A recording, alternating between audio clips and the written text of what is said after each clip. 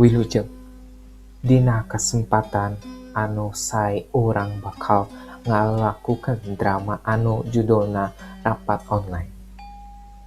Michelle Martha, Michelle Gracia, Aurelia Caroline sareng Irene mangrupakeun rerencangan di sakola anu sono mun ninggali siliran. Kusabab pandemi eta, Aranjauna oge ngarencanakeun bade kapendak sasarengan langkungan Zoom. Hei, sadulur, kumaha damang? Sadayana sehat? Pangestu. Bosan teh anjen di cicing di imah wae. Pagaweanana ngan sakola, dahar, sare, jeung ibak wae. Leres abdi bosen pisan, abdi hoyong buru-buru sakola online.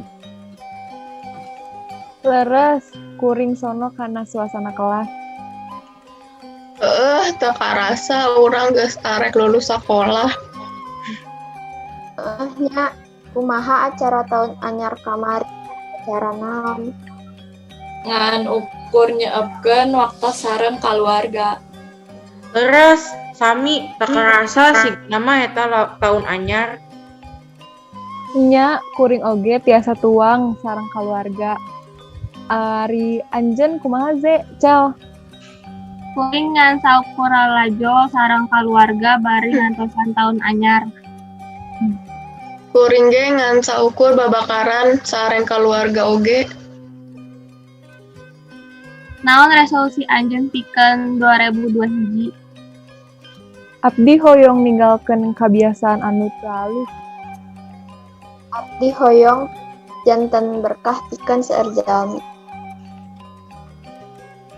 Abdi hoyong lebet ka perguruan tinggi nu abdi impi-impikeun. Mugi-mugi abdi tiasa masak. Amin. Amin. Amin. Mugi-mugi abdi tiasa nonton konser BTS. Amin. Amin.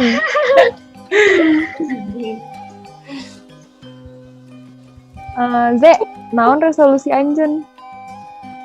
Mugi-mugi tiasa ngabanggakeun Bapa sareng Ibu. Mugi-mugi sadayana resolusi urang di tahun ieu kajabahnya.